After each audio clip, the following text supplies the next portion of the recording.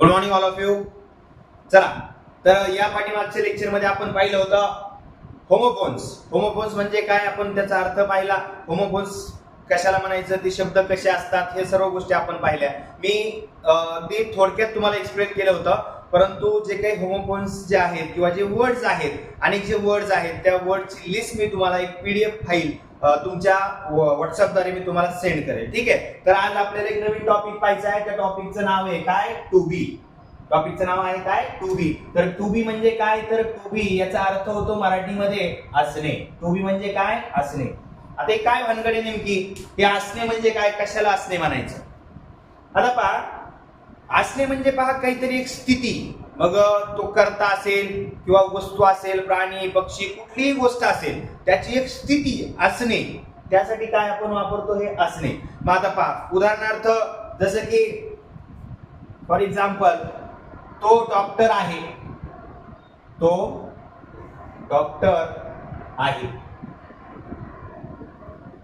जर हेच वाक्य आपल्याला भूतकाळामध्ये म्हणजे पास्ट टेन्स मध्ये जर करायचं असेल, तर त्यावेळेस आपण काय म्हणणार, तो डॉक्टर होता. तो डॉक्टर होता. जर इथं मुलगी असेल तर ती डॉक्टर होती.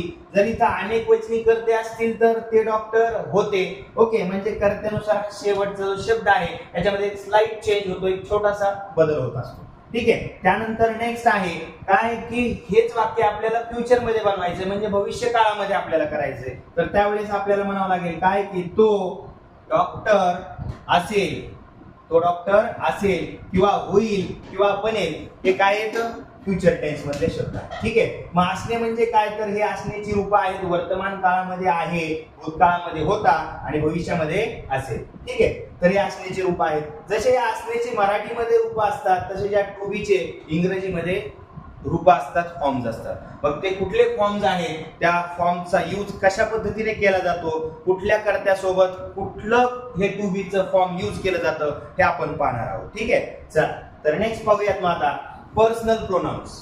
आता पर्सनल प्रोनाउन्स म्हणजे काय, तुम्हाला एखाद्या वेळेस त्याची आयडिया असेल किंवा नसेल. परत एकदा आपण पाहूयात पर्सनल प्रोनाउन्स कशाला म्हणायचं, काय असतात हे पर्सनल प्रोनाउन्स, त्यांचा उपयोग कशा पद्धतीने केला जातो. ठीक आहे. तर इथं पहा, सर्वात प्रथम किती आहेत एकूण, बरं एकूण पर्सनल प्रोनाउन्स किती असतात, तर ते असतात 8. किती असतात, 8. मग कुठले कुठले पहा ते काय, मग पर्सनल प्रोनाउन्स मी शॉर्टकट मध्ये लिहितो, पर्सनल प्रोनाउन्स. ठीक आहे. किती आहेत मग एकूण 8. त्यामध्ये फर्स्ट आहे काय, आय.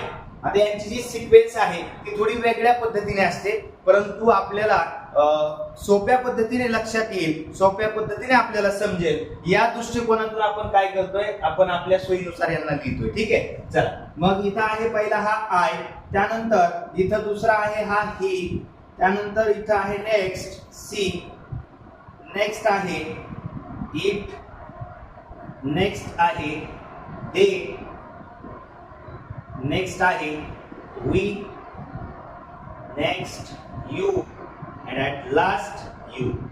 तर हे आहेत एकूण 8 पर्सनल प्रोनाउन्स. किती आहेत एकूण पर्सनल प्रोनाउन्स, 8.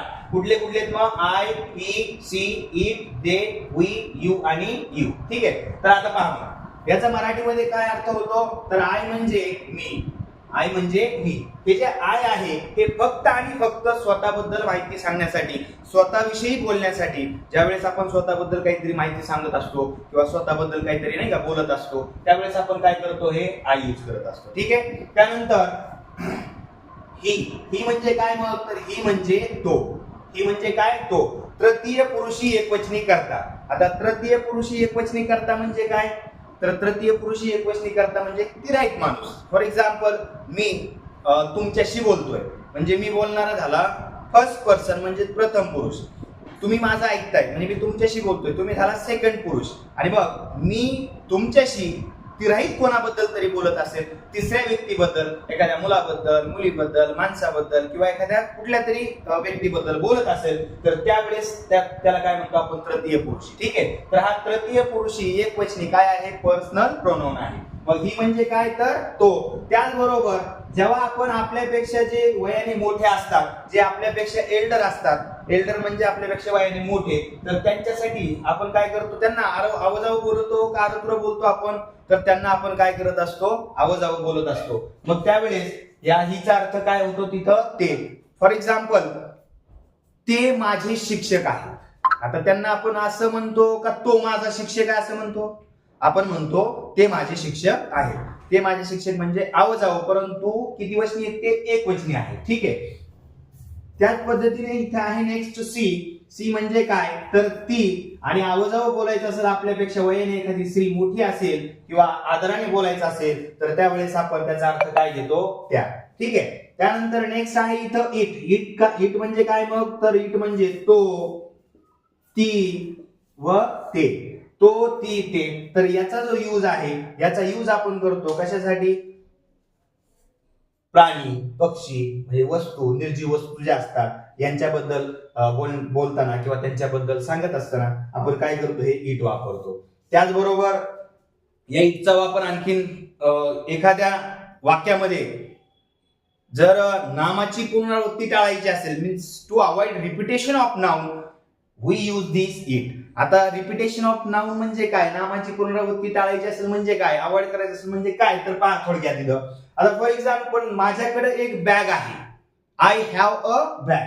पहा इथं एक्झाम्पल, माझ्याकडे एक बॅग आहे. I have a bag. काय झालं वाक्य, माझ्याकडे बॅग आहे. I have a bag. माझ्याकडे एक बॅग आहे आणि ती नवीन आहे.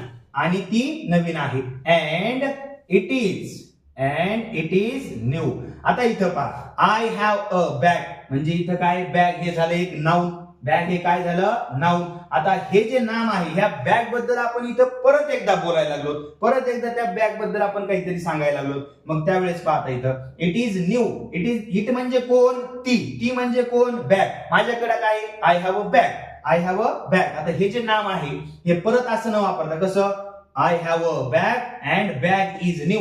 बॅग इज न्यू असं न म्हणता आपण इथं काय म्हटलंय, इट इज न्यू. म्हणजे ह्या बॅग नामाची पुनरावृत्ती टाळण्यासाठी, रिपिटेशन टाळण्यासाठी आपण इथं काय घेतलंय, या बॅगच्या ऐवजी इट घेतलंय. ठीक आहे. तर अशा पद्धतीने वाक्यामध्ये जर नामाची पुनरावृत्ती टाळायची असेल तर आपण काय करतो, तिथं इट हे पर्सनल प्रोनाउन यूज करतो. ठीक आहे. चला नेक्स्ट. त्यानंतर नेक्स्ट आहे इथं दे. दे म्हणजे काय तर दे म्हणजे ते. दे म्हणजे काय ते. मग ते म्हणजे काय, आता इथं सगळीकडे इथं ते आलंय, इथं ते आलंय, इथं पण ते आले, परंतु हे जे ते आहे हे ते कधी वापरतात तर हे वापरतात अनेक वचनी सब्जेक्ट साठी. किती वचनी, अनेक वचनी सब्जेक्ट. आता अनेक वचनी म्हणजे काय, एक वचनी म्हणजे काय, आपण हे स्टेप बाय स्टेप सर्वच्या सर्व गोष्टी पाहणारच आहोत. मी सिंग्युलर आणि प्लुरल यावरती एक सेपरेट लेक्चर तुम्हाला नेक्स्ट व्हिडिओ मध्ये टाकून दे. ठीक आहे. मग अनेक वचनी म्हणजे काय तर एकापेक्षा जास्त. आता राम हे नाम आहे फॉर एक्झाम्पल, राम हे काय एक नाम आहे, हे एक वचनी आहे का अनेक वचनी आहे. या नावामधून आपल्याला एकाच व्यक्तीचा बोध होतोय, राम. आता मी म्हटलं मग राम, श्याम, सीता, सुरेश, गणेश, महेश, सकाराम, तुकाराम, दगडाबाई, धोंडाबाई, अमुक तमुक, फलाना, बिस्ताना, गोट्या, चिंट्या, पिंट्या, काय असे जे नाम आहे. मग हे जे नाम आहेत हे यांच्याबद्दल एकदाच बोलायचं असेल तर मग ते तिकडं ते काय करतात, मग क्रिकेट खेळत आहेत, ते कबड्डी खेळत आहेत, ते उड्या मारत आहेत, काहीतरी करत आहेत. म्हणजे अनेक जण ते त्यांचे नाव न घेता त्यांच्याबद्दल आपण काय म्हणतो, ते खेळत आहेत म्हणजे अनेक जण. ठीक आहे. चला तर नेक्स्ट आहे वी. वी म्हणजे काय मग तर वी म्हणजे आम्ही. वी म्हणजे आम्ही किंवा मग आपण. वी म्हणजे काय, आम्ही किंवा आपण. म्हणजे अनेक वचनी करते आपणच जेव्हा आपल्याबद्दल बोलत असतो अनेक जण त्यावेळेस आपण हे वी वापरतो. त्यानंतर नेक्स्ट आहे यू. यू म्हणजे काय तर यू म्हणजे तू, आणि हा दुसरा जो यू आहे हा अनेक वचनीसाठी वापरला जातो, आणि हा जो पहिला यू आहे हा एक वचनीसाठी वापरला जातो. यू म्हणजे तू आणि यू म्हणजे तुम्ही. आता याच्यामध्ये जो फरक आहे, मग हा एक वचनी कोणता आहे सर आणि अनेक वचनी कोणता आहे, हे कसं ओळखायचं. आता पहा ना, तुमच्या समोर एक व्यक्ती उभा आहे का अनेक व्यक्ती उभा आहे हे आपण डिसाइड करू शकतो. आता एक वचनी समजा एक व्यक्ती आपल्या समोर उभा आहे, आपण त्याला बोलतोय ए तू माझा दुश्मन आहेस, तू माझा मित्र आहेस, तू आमका, तू फलाना, तू बिस्ताना, तू टिमका. ओके, अशा पद्धतीने. मग इथं अनेक जण असतील तर आपल्याला ते दिसतच आहे का, तिथं सांगायची गरज नाही की बाबा तुम्ही अनेक जण आहेत. आपल्याला बोलताना कळतंय ना समोर किती टकोची उभा आहेत. ठीक आहे. चला, तर या पद्धतीने हे काय आहे, सर्वचे सर्व पर्सनल प्रोनाउन्स. आता हे जे पर्सनल प्रोनाउन्स आहे, ओके, तर हे फक्त पर्सनल प्रोनाउन्स यूज करून आपल्याला काही सर्व सेंटेन्सेस बनवता येत नाही. मग त्यासाठी आपल्याला आणखीन काही गोष्टींची गरज असते. त्यामध्ये मग इथं पुढचं जे आहे ऑब्जेक्टिव्ह केस. काय आहे? ऑब्जेक्टिव्ह केस. आता ही ऑब्जेक्टिव्ह केस म्हणजे काय असते थोडक्यात आपण पाहूया. ऑब्जेक्टिव्ह केस. ऑब्जेक्टिव्ह केस म्हणजे काय, तर या केसेसचा उपयोग, या ऑब्जेक्टिव्ह केसेसचा उपयोग आपण कर्म म्हणून करू शकतो. आता कर्म म्हणजे काय, कर्ता म्हणजे काय, क्रियापद वगैरे ह्या सर्व गोष्टी आपले स्टेप बाय स्टेप इथं क्लिअर केल्या जाणारच आहे. मग इथं ऑब्जेक्टिव्ह केस, ऑब्जेक्टिव्ह केस म्हणजे काय पाहता. मग हा आईची ऑब्जेक्टिव्ह केस होते. काय होते आईची ऑब्जेक्टिव्ह केस? आईची ऑब्जेक्टिव्ह केस होते मी. त्यानंतर हा जो ही आहे त्या हीची ऑब्जेक्टिव्ह केस होते हिम. हा जो सी आहे त्या सी ची ऑब्जेक्टिव्ह केस होते हर. त्यानंतर हा इट आहे, इटची ऑब्जेक्टिव्ह केस ही इटच राहते. या दे ची ऑब्जेक्टिव्ह केस होते देम. त्यानंतर या वी ची ऑब्जेक्टिव्ह केस होते अस. आणि ह्या दोनही यू ची ऑब्जेक्टिव्ह केस जी आहे ती ऍज इट इज राहते यू. आणि कुठलंही एखादं नाउन असेल, कुठलंही नाउन म्हणजे कुठलंही नाम असेल, फॉर एक्झाम्पल आपण इथे घेतलं एखादं नाम, काय राम, मग या रामची जी ऑब्जेक्टिव्ह केस आहे ती राम अशीच राहते. म्हणजे नामाची जी ऑब्जेक्टिव्ह केस आहे तिच्यामध्ये कुठल्याही प्रकारचा बदल होत नाही किंवा बदल केला जात नाही. ओके, चला, तर मग आता पुढे पाहिजे आपल्याला यांचा यूज काय, कशासाठी वापरले जातात ऑब्जेक्टिव्ह केसेस. आता एकदम सोपं आहे ऑब्जेक्टिव्ह केसेस यांचा यूज. आता पहा, फॉर एक्झाम्पल मला कॉल करा असं मला म्हणायचंय. काय म्हणायचंय? मला कॉल करा. आता मला कॉल करा म्हणजे मी कोणाला सांगतोय? तुला सांगतोय किंवा तुम्हाला सांगतोय, बरोबर की नाही. मग तुला किंवा तुम्हाला, मग तुम्ही कॉल करण्याची क्रिया कोणावरती करणार आहे? माझ्यावरती. मग मला विचारा म्हणजे विचारण्याची क्रिया कोणावरती करणार आहे? माझ्यावरती. मग जेव्हा आपल्याला काहीतरी कोणाला एखादी क्रिया करायला सांगायची किंवा एखाद्याला ऑर्डर करायची किंवा रिक्वेस्ट करायची किंवा काहीतरी सजेशन द्यायचं असतं, सजेशन म्हणजे सल्ला द्यायचा असतो किंवा विनंती करायची असती, तर अशा वेळेस आपण काय करतो? ह्या ऑब्जेक्टिव्ह केसेस वापरतो. फॉर एक्झाम्पल जसं की मला कॉल करा, कॉल मी. काय होईल इथं मग वाक्य? कॉल मी. ओके, मला उद्याच्याला कॉल करा, call me tomorrow. Call me tomorrow. आता हे जे आहेत हे वाक्य कुठलं आहे आपल्याला माहिती, इम्परेटिव्ह सेंटेन्स. आपण इम्परेटिव्ह सेंटेन्स वरती डिटेल मध्ये लेक्चर घेणार, याच्यावरती आपण हजारो सेंटेन्सेस इथं बनवणार आहोत. ठीक आहे. त्यानंतर नेक्स्ट आहे इथं हिम. आता जसं इथं काय म्हटलंय, मला कॉल करा उद्याच्याला मला कॉल करा, कॉल मी टुमारो. आपल्याला म्हणायचं की त्याला कॉल करा उद्याच्याला, त्याला उद्याच्याला कॉल करा म्हणायचं, काय म्हणणार मग? कॉल हिम टुमारो. कॉल हिम टुमारो. तिला उद्याच्याला कॉल करा, तिला उद्याच्याला कॉल करा, काय म्हणणार मग? Call her tomorrow. Call her tomorrow. त्यानंतर आता इथं निर्जीव वस्तू, प्राणी, पक्षी वगैरे, आता उद्या थोडक्यात आपल्या ओळखीचं घेऊ, काय कुत्रं घेऊ, मग आपल्याला म्हणायचं कुत्र्याला बोलवू. आता हे कॉलचे काय अर्थ वेगवेगळे होतात. कॉल म्हणजे काय, तर एखाद्याला कॉल करणे. कॉल म्हणजे काय? एखाद्याला कॉल करणे किंवा फोन करणे. ठीक आहे, कॉल करणे किंवा फोन करणे. त्याचबरोबर या कॉलचा दुसरा एक अर्थ होतो, तो कुठला? तर कॉल म्हणजे एखाद्याला बोलवणे. काय करणे? बोलवणे. किंवा मग आपल्या भाषेमध्ये हाक मारणे, झक नाही, हाक मारणे. हे काय ऐकायला हे मोबाईलवर बेकार येते, व्यवस्थित येत नाही कधी कधी. ठीक आहे, मग काय कॉल करणे म्हणजे बोलवणे किंवा हाक मारणे. ओके, जसं की मग त्याला हाक मार, त्याला हाक मार. कसं होईल मग? कॉल हिम. कॉल हिम. तिला हाक मार, तिला बोलव, कॉल हर. तुझ्या वडिलांना बोलव, कॉल युअर फादर. तुझ्या भावाला बोलव, कॉल युअर ब्रदर. या पद्धतीने आपण काय करतो? या कॉलचे दोन मिनिंग घेतो. त्याचबरोबर या कॉलचा आणखीन एक तुम्हाला सांगतो उपयोग होतो किंवा यूज होतो. कुठला? What is that use? That use is very simple. For example sometimes we call our friend. म्हणजे आपण कधी कधी आपल्या मित्रांना म्हणतो, काय? ए चिमण्या इकडे बघ, ए नारसाळ्या, ए टिमक्या, फलाण्या, बिस्त्या. म्हणजे त्याच्या नावाव्यतिरिक्त आपण त्याला काहीतरी बोलत असतो, बरोबर की नाही. मग अशा वेळेस काय होतं, इथं आपल्याला हे कॉल जे आहे हे वर्ब आपल्या इथे यूज केलं जातं. फॉर एक्झाम्पल आता मी म्हटलं, अय मला दादा म्हणायचं, काय म्हणायचं? दादा. कॉल मी दादा. त्याला बंटी म्हण रे, कॉल हिम बंटी. तिला चिमणी म्हणा, कॉल हर चिमणी. ओके, आता चिमणीला इंग्लिश मध्ये स्पॅरो म्हणतात, कॉल हर स्पॅरो. असं काय ते चांगलं वाटत नाही. ठीक आहे. मग सर मला तो नाही का असं म्हणतो, मला गाढव म्हणतो वगैरे वगैरे, माझं काही चुकलं नाही तरी तो असं म्हणतो. ठीक आहे, असं. त्यानंतर काय मग कॉल इट म्हणजे आता ते कुत्र्याच्या बाबतीत मग बोलवा त्याला किंवा त्याला हाक मारा, कॉल इट, त्याला इकडे बोलवा, कॉल इट हिअर, या पद्धतीने. ठीक आहे. त्यानंतर आता हे अनेक जण आहेत तिकडे खेळतायत, फॉर एक्झाम्पल त्या ग्राउंड वरती खेळतायत तिकडे पलीकडे, मग आपल्याला काय समजा मी म्हटलं त्यांना इकडे बोलवा म्हणजे त्या अनेकांना, मग काय होईल इथं त्यांना इकडे बोलवा, call them here, call them here, त्यांना इकडे बोलवून घ्या किंवा त्यांना इकडे बोलवा. ठीक आहे. मग आता तुमची इथं पार्टी, मग आम्हाला काय करा, तुमच्या पार्टीला आम्हाला बोलवा, मग आम्हाला बोलवा, कॉल अस, कॉल अस. ओके. आता मग समोर उभा एखादा व्यक्ती, त्याला तर आपण म्हणू शकत नाही तू तुला बोलव. ओके. हे तर यासाठी आपण ते यूज करणार नाही. ठीक आहे. चला, तर हे झालं काय ऑब्जेक्टिव्ह केसेस. आईची काय मी, हिची हिम, सीची हर, इटची इट, तेची देम, वीची अस. आणि ह्या दोनही यूची जी ऑब्जेक्टिव्ह केस आहे ती यूज आहे, आणि कुठलंही नाम असेल तर त्या नामाची ऑब्जेक्टिव्ह केस ही ते नामच राहत असते. ठीक आहे. तर इथपर्यंत आपण पाहिलं. त्यानंतर आपल्याला पाहिजे यांचे पॉझिटिव्ह केसेस. आता पॉझिटिव्ह केसेस म्हणजे काय असतं ते आपण पाहूया. आता ह्या गोष्टी आपल्याला आल्याशिवाय आपण या टू बी चे किंवा टू हॅव चे जे सेंटेन्सेस असतात ते आपल्याला बनवता येणार नाही. त्यासाठी आपल्याला ह्या गोष्टी, ज्या बेसिक गोष्टी आहेत अगोदरच्या, ह्या बेसिक गोष्टी आपल्याला इथं पूर्णपणे शिकावं लागतील, लर्न करावं लागतील. ठीक आहे. चला, नेक्स्ट आहे याचं मग काय, पॉझिटिव्ह केसेस. कुठल्या केसेस, पॉझिटिव्ह केसेस. आता पॉझिटिव्ह केसेस म्हणजे काय, पोझिशन. थोडक्यात पोझिशन म्हणजे काय तर ताबा किंवा मालकी, ताबा किंवा मालकी. मग पॉझिटिव्ह केसेस म्हणजे काय तर मालकी दाखवणारे जे काही आपण इथं विशेषण वापरतो त्यांनाच काय म्हणतो आपण, पॉझिटिव्ह केसेस असं म्हणतो. मग खूप सोप्या आहेत या पॉझिटिव्ह केसेस. आणि मग या पॉझिटिव्ह केसेस सोप्या आहेत, त्याचबरोबर खूप महत्वाच्या देखील आहेत. मग आता इथं पहा, आपण पाहिलं इथं पर्सनल प्रोनाउन्स, त्यानंतर पाहिलं आपण ऑब्जेक्टिव्ह केसेस, आणि आता आपल्याला पाहिजे इथं पॉझिटिव्ह केसेस. ठीक आहे. मग इथं आहे हा पर्सनल प्रोनाउन आय, या आईची पॉझिटिव्ह केस होते काय तर या आईची पॉझिटिव्ह केस होते माय.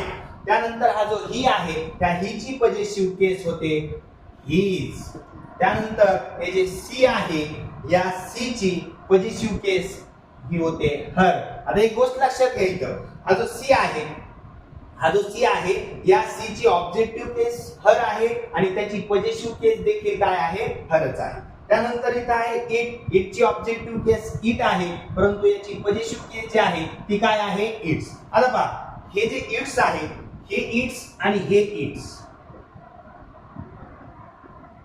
या दोन मध्ये डिफरन्स आहे. ठीक आहे. तर हा इट जो आहे याचा अर्थ होतो, हे शॉर्ट फॉर्म आहे, this is short form of it is. तर हे शॉर्ट फॉर्म, कशाचं शॉर्ट फॉर्म आहे, हे या इट इजचं शॉर्ट फॉर्म काय, हे इट्स आहे. आणि हे इट्स म्हणजे काय आपण ते पाहणार. ठीक आहे. चला, मग इथं आहे पुन्हा दे, या दे ची ऑब्जेक्टिव्ह केस आहे देम, आणि याची पॉझिटिव्ह केस होते काय, देअर. काय होते, देअर.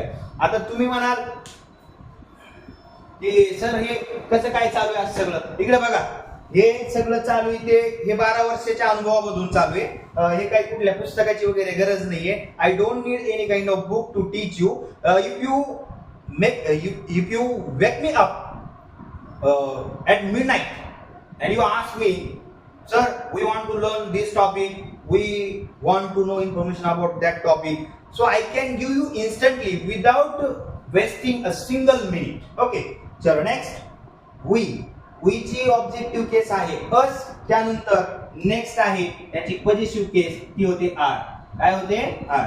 आणि हे जे दोन यू आहेत त्या दोनही यू ची जी पॉझिटिव्ह केस आहे ती सेम आहे, ती होते काय, या दोन्ही पॉझिटिव्ह केस दोन्ही या यू ची पॉझिटिव्ह केस होते काय, युअर म्हणजे काय ते आपण पाहणार. ठीक आहे. आणि हे जे नाम आहे आपण नामाच्या बाबतीत पाहिलं होतं की नामाची ऑब्जेक्टिव्ह केस ही काय राहते, नामच राहते. काय राहते, नाम. परंतु पॉझिटिव्ह केस करत असताना म्हणजे त्याची षष्ठी विभक्ती, थोडक्यात काय म्हणतो त्याला, षष्ठी विभक्ती. ओके. तर मग त्यावेळेस आपण तिथं काय करतो, त्याला अपॉस्ट्रॉफ देऊन येस जोडतो, मग त्यावेळेस त्याची होते त्या नामाची षष्ठी विभक्ती. ठीक आहे. तर चला मग याचा अर्थ बघूयात. माय म्हणजे काय, आता हे आपण पाहिलं पॉझिटिव्ह केस. पॉझिटिव्ह केस म्हणजे काय तर काहीतरी कर्त्याची मालकी दाखवायची, काहीतरी ताबा दाखवायचा आहे, अशा वेळेस आपण काय करतो, ह्या पॉझिटिव्ह केसेस यूज करत असतो. आता मग फॉर एक्झाम्पल हा पेन आहे, काय हा पेन, मग ह्या पेनाचा आणि माझा संबंध दाखवायचा म्हणजे मालकी दाखवायची, तर त्यावेळेस मला म्हणावं लागेल माझा पेन. काय माझा पेन. आणि तुमचा म्हणजे तुमच्याशी संबंध दाखवायचा आहे तर त्यावेळेस आपल्याला म्हणावं लागेल काय तुमचा पेन. ओके, माझा पेन, तुमचा पेन, त्याचा पेन, तिचा पेन, त्याचा पेन, त्यांचा पेन, रामचा पेन, या पद्धतीने. ठीक आहे, चला तर इथं मग माय म्हणजे काय तर मायचा अर्थ होतो मराठीमध्ये माझं. काय होतो माझं. त्यानंतर नेक्स्ट आहे माझा, त्यानंतर माझी, त्यानंतर माझे. ओके, आणि मग आपल्या गावठी भाषेमध्ये आपण म्हणतो काय मपलं. मपलं मी बघून घे, मपलं घर, मपला पैसा, मपली प्रॉपर्टी, माझे मित्र, माई, मपलं माझं, हे सगळं सारखंच आहे, फक्त बोलण्यातला थोडासा डिफरन्स आहे, फरक आहे. ओके, चला नेक्स्ट आहे इथं हिज. हिज म्हणजे काय मग तर त्याचं. हिज म्हणजे त्याचं, त्याचा, त्याची आणि त्याचे. त्यानंतर हर. हर म्हणजे काय मग तिचं. हर म्हणजे तिचं, तिचा, तिची, तिचे. आता इट्स. इट आपण पाहिलं इटचा यूज किंवा वापर कशासाठी करतो. We use this it to speak about what non living things, animals, birds. Okay, तर त्या बाबतीत आपण काय करतो इट वापरतो. मग या इटचा काय अर्थ तर नकारार्थी ज्या निर्जीव वस्तू असतात किंवा नॉन लिव्हिंग थिंग्स असतात त्यांच्या बाबतीत त्यांची मालकी दाखवण्यासाठी. फॉर एक्झाम्पल हा पंखा आहे. काय हा पंखा. मग त्याचे पाते, त्याचा रंग, त्याची किंमत. ओके, या पद्धतीने. मग त्याचं, त्याचा, त्याची, त्याचे. त्यानंतर देअर. आता दे म्हणजे काय तर अनेक जण. ठीक आहे, मग इथं मालकी काय दाखवताना म्हणावं लागेल त्यांचं म्हणजे अनेकांचं, त्यांचं. इथं डिफरन्स आहे. हे त्याचं म्हणजे एकट्याचं, हे त्यांचं म्हणजे अनेकांचं, त्यांचं, त्यांचा, त्यांची, त्यांची. ओके, त्यानंतर वी म्हणजे आपण. मग आपल्या बाबतीत मालकी, आपल्याला जर मालकी दाखवायची असेल तर त्यावेळेस काय म्हणणार मग आमचं, आमचा, आमची, आमचे, किंवा मग आपलं, आपला, आपली, आपली. आणि इथं यू. युअर म्हणजे काय. यू ची पॉझिटिव्ह केस काय युअर तर त्याचा अर्थ होतो मग तुझं, तुझा, तुझी, तुझे. आणि दुसरं तुमचं, तुमचा, तुमची, तुमचे. आणि इथं राम्स. राम्स म्हणजे काय मग रामचं, रामचा, रामची, रामची. ओके, तर या पद्धतीने आपण केसेस बघा. ठीक आहे, मग आता काय करा हा जो पार्ट आहे हा एवढा पार्ट जो आहे याचा स्क्रीनशॉट काढून घ्या आणि स्क्रीनशॉट काढल्यानंतर तुमच्या नोटबुक मध्ये हा लिहून घ्या. नेक्स्ट लेक्चर थोडस मोठं होतंय म्हणून पुढच्या लेक्चर मध्ये हा जो 2B चा पार्ट आहे हा 2B चा पार्ट आपण कंटिन्यू करणार आहे. ठीक आहे, तर आज आपण इथं थांबूया. नेक्स्ट लेक्चर मध्ये मी तुम्हाला 2B चा जो पार्ट आहे तो अतिशय सोप्या पद्धतीने एक्सप्लेन करणार आहे. तर नेक्स्ट लेक्चर पाहायला विसरू नका. आणि जर तुम्ही हा व्हिडिओ पाहत असाल तर प्लीज चॅनलला सबस्क्राईब करा, लाईक करा आणि शेअर करा. ठीक आहे.